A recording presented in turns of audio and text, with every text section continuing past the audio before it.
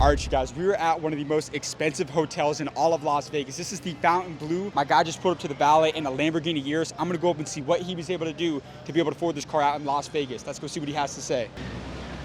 Excuse me, man. Quick question for you, man. Yeah. Is this your Lamborghini?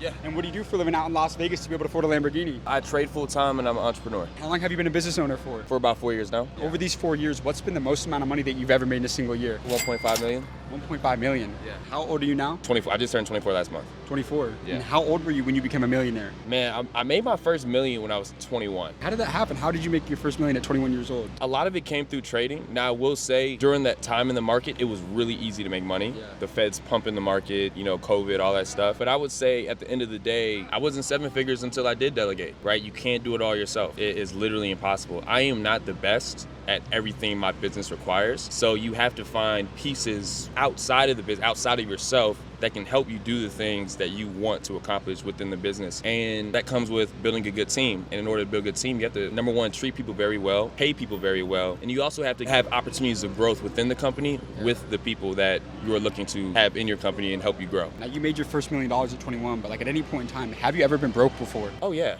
Yeah. I was raised by a single mother. Now, she's very successful herself, but she never gave me anything. So everything I have is she made me earn it, which was, number one, the hands down the reason I am the way I am today, because, you just got to figure it out. And for me, it was, I'm not asking my mom for any money, so I was doing Uber Eats and Instacart before all this. So, yeah, I've been there before. Among yourself and the most highly successful people that you study and know, what is that one trait that they all have in common? This may be an uncommon one, but a lot of successful people that I see are married. I got married really young. I was 20 years old when I got married. When you're married and you're not focused on everything outside, you're so focused. So I always tell Shantae, that's my wife, I always told her, I said, you were a business decision. I loved you, like, don't get me wrong, but you were business too, because I was like, I know myself, but if I'm focused and I'm not worried about anything else, I'm good. That's a Vega, bro. I've never heard that before. What's been the best financial advice that you've received throughout your career? I would say, number one, God has to be the foundation of everything, right? If you want to build something, you got to have God at the center of it. And number two is, you can't be upset at the things that come with asking God for stuff. For me, I asked God, hey, I want a 7-figure business, and he threw a bunch of lessons at me that I had to learn in order to get a 7-figure business versus it just falling into my lap. And that was something I had a conversation with a pastor, actually. He told me, say, hey, man, God has to be the center. And, I felt at that certain time in my life, I was kind of veering away, and God always has a way of bringing you back,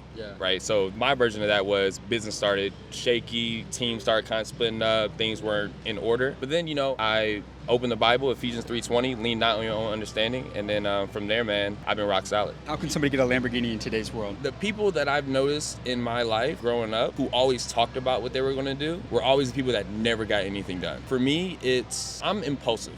Right? Impulsive activity can be a good thing and a bad thing at sometimes. And I've been on both ends before, but I would say because I'm impulsive, I don't wait on anything. I say, hey, I have an idea, let's execute, let's figure it out on the way, versus trying to have everything complete right now and then saying, then let's go, right? I'm not gonna spend 2 weeks on a logo. Like, no, here's the name, here's the business, let's go. We'll figure all that, later. Yeah, you gotta take action. You don't take action, nothing gets done. And the sooner you take action, the sooner you'll figure out what needs to be fixed. You got amazing advice, man. Thank you so much for your time. I appreciate you, man. Question for you, man. Have you ever been broke before? Yeah, hell yeah. Definitely been broke before. What do you do for a living? Manufacturing. Specializing in medical supplies and military grade paint. We're actually the largest minority supplier in Western New York. How old are you now? I'm 45. And if you were to go back in time and have a conversation with your 20-year-old self when you were starting from zero, what's the best advice that you would give to your younger self? The best advice I heard was, the world becomes a better place when a man plants seeds for the future generations for shade that he will never enjoy. Break that down. It's not about you. You don't hustle for you. What's your name? James. James. What's your last name? Dumoulin. You don't hustle for James. You hustle for Dumoulin. You hustle for the name on the back of your jersey. You hustle for your family. So it may not just be something that you're going to benefit from. You may be paving the way for your kids, your grandkids, and that's okay. The game is the long game. So as long as you're putting your people in position to be successful, that's where you win right there. What has been the most amount of money that you ever made in a single year? $5.4 million. $5.4 million.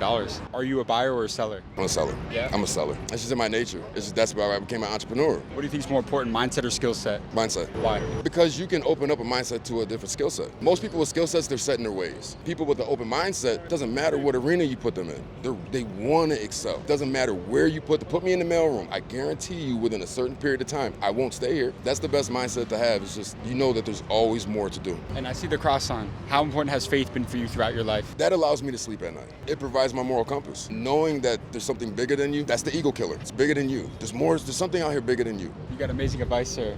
I appreciate you, man. James? What's your name? My name is James, too. James hey, Johnson. Name of Kings. That's right. Excuse me, sir. Quick question for you, man. Is this your Lamborghini? Why do you ask? I go all over the country just asking people some questions on advice to the younger generation of kids coming out of school. Thought you had a beautiful car. I wanted to know if we could ask you a few questions for the channel. Hit me. What do you got? What do you do for a living to be able to afford a Lamborghini out here in Las Vegas? I do real estate out here in Las Vegas. How long have you been in real estate for? I've been in real estate for almost 20 years now. What's been the most amount of money that you've ever made in a single year? Tens of millions of dollars in revenue and net profit. I'll keep that to myself. Do you come from money? No. My dad left my sister and I with my mom when I was 1 and she was 3 years old. I'm a high school dropout and I didn't go to college. But what I always say, and I think it's important to say this because I think it's important for people to recognize it when it's within their reach. I didn't come from money, but I came from resources. But we all come from resources. It's just, are we conscious of them? So did I have somebody that I could go, hey, can you help me get better? And that person would respond and say yes. But it starts with the balls and the humility to look at that person and say, will you help me? That's what it starts with. So did I have a lack of resources where people were willing to help me? No. But do I give them all the credit? Fuck no. I get the credit because I had the balls to ask them. We don't lack resources, we just lack resourcefulness. Yes, there you go. That's a beautiful saying. Let me ask you this, And I don't even know if coming from money is of benefit. Those poor guys get stripped of the beautiful experience of generating money. Think how sad that is. Think if you woke up, Andrew Tate said this one time, he really articulated it right. I understood the mindset, but he articulated it correctly. Could you imagine being a sheik where money is irrelevant? You could have anything on the planet. You could buy any of these hotels. Like, what a horrible feeling that you don't get that amazing dopamine rush of working hard for something, seeing the results, and then being able to go out and spoil yourself. Those guys got stripped of that on the day they were born. There's value in not coming from money. As a multiple 8-figure entrepreneur, what's been the best financial advice that you've received throughout your career? You can't save your way to being rich. You can't save your way to being rich. A lot of people will say to themselves, how can I afford that thing? And they bust out all their bills and they go, mortgage, car payment, cell phone bill, entertainment for food, gas, bullshit, and then they see if they can afford it. That's not your problem. You need to make more money. I love that. And how can someone make their money work for them in today's world? I'm a big believer in buying cash flowing assets. I have been able to live a really abundant life with dumb shit and toys like this by buying assets that produce cash flow. And the asset that I like to buy is rental properties. Right. Majority of Americans are living paycheck to paycheck. What keeps people broke in today's world? Politics keeps people broke. Football keeps people broke. All the distraction keeps people broke. Alcohol keeps people broke. Think about that. Every Sunday there's 75,000 fans times however many football games going on at a time. They love it. On Monday they wake up, they could barely make it to work. Those people, all that ambition has been washed away because they've all boozed the day before. Why do you think football's on a Sunday? If they wanted America to go back to work with life and ambition and drive, they'd put football on Saturday because then they'd have Sunday to recover so they could go to work feeling great. So all that distraction, in my opinion, it's all designed to numb out society, numb out ambition, and just keep people being content waking up and going to work from 9 to 5, from 9 to 5. Think about this. When you put some guy in the wilderness with no distractions and no alcohol, no nonsense, and no resources, you come back 6 months later, the fucking guy's built a fort, he's got fucking games, he's got a way to fish, he's got a way to get clean water. That's the true, authentic being of a human. We are creators by default, but with no distraction. Excuse me, ma'am. Quick question for you. Is this your G-Wagon? It is. And what do you do for living out in Las Vegas to be able to afford a G-Wagon? I have an Airbnb business. You have an Airbnb business. And how long have you been a business owner for? About 3 years. 3 years. And over these last 3 years, what's been the most amount of money that you've ever made in a single year? This last year for my businesses, we generated almost $7 million. $7 million. Have you ever been broke before? I have, yes. You have? I definitely have. When I used to be a nanny, COVID hit, and so all my jobs were like, oh, we don't really need you anymore. But at the time, like, I had bills to pay, I had all of these expenses, and I was down to like my last $20 bill. But, you know, you just have to figure it out. You have to go from there, yeah. And what was that turning point like for you? Like, how did you know you wanted to get really serious about becoming financially free? For me, I just didn't want to depend on other people, and I liked nannying, but it was still such a time for money exchange. So it was like, as much as I nanny, I can only work, you know, this many hours in a day, and so at most I'll only be able to make this amount of money. And for me, I just didn't like that. I wanted to make more money, I wanted to travel, and I didn't want other things to be able to dictate, like someone telling me, oh, sorry, we don't need you anymore. Like, for me, that was, it hurt a little bit, you know, but I just realized if I can work for myself and allow my money to make money for me, then I'll probably see more success. I love it. Now, for somebody who may be broke right now, for somebody somebody at rock bottom, what is an actionable step that they can take to get really serious about becoming successful and financially free like yourself? I think a lot of people also think that they need a ton of cash to start businesses, but like even for me, before I started Airbnb, I didn't know that business credit was a thing. And so I would say if someone is broke right now and they have no money, if they have a job, maybe use that source of income to find something that will make you money, or even look into business credit and use business credit to start a business that will pay you. That way you can start having money come in without exchanging your time for it. How old are you now? 21. How old were you when you became a millionaire? 20. 20 years old. Yeah. You became a millionaire at 20. Yeah.